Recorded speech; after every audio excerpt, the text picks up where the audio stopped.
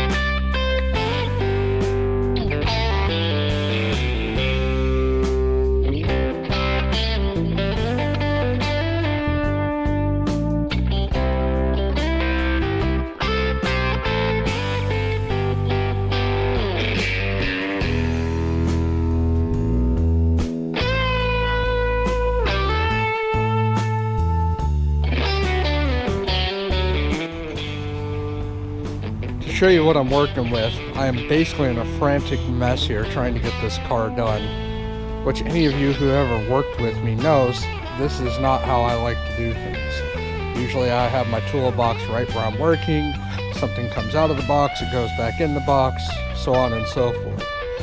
But I've been short-handed at the shop, and so I've been working on the VW when I can, and then running out to a bay, fixing customer stuff, come back here, run back to the VW, so on and so forth. And well, I've created a big mess for myself. I have less than 24 hours until it's time to leave for the show, and I've still got quite a bit of mess going on here.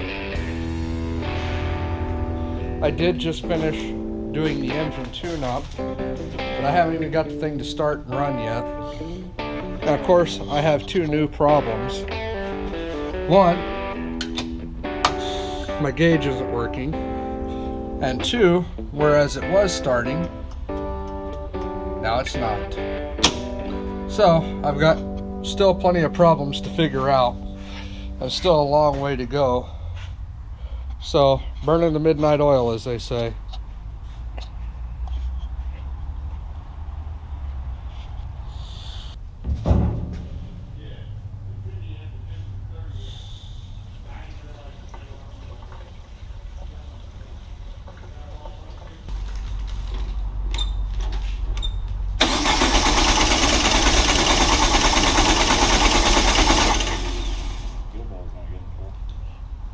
Filter filling up?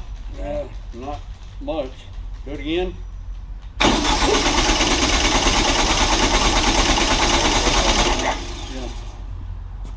Let him shoot air.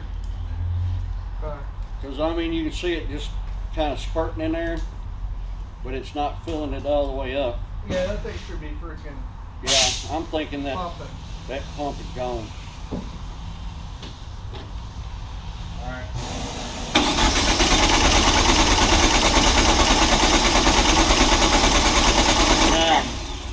Pumped out. You can see that whole tank just.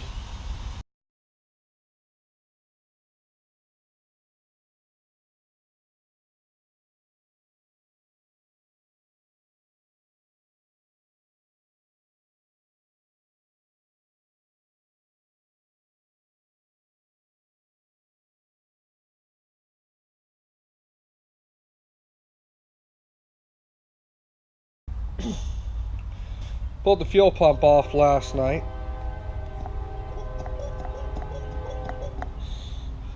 This is my first time messing with a VW fuel pump.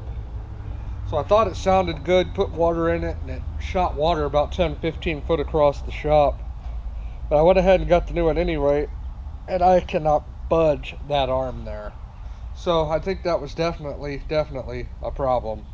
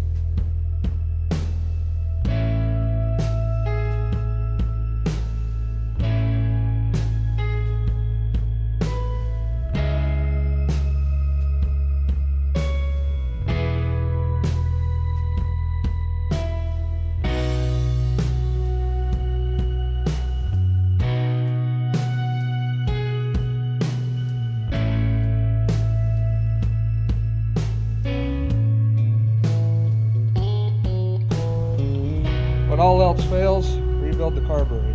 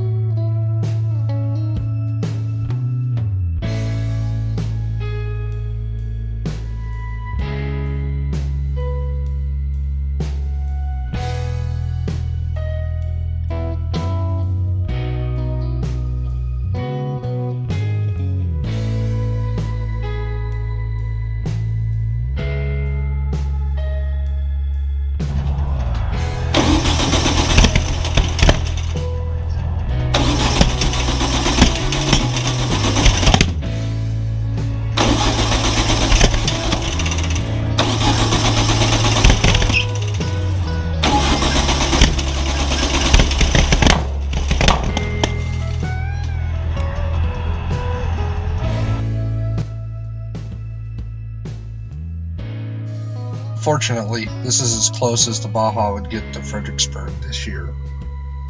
My wife and I still went with our son. We had a great time and got to meet some forum friends for the first time. Watching all the VWs roll out for the Bluebonnet run was a little bittersweet, but I was smiling and it was totally worth the trip. But it looks like my trip's going to be another year longer.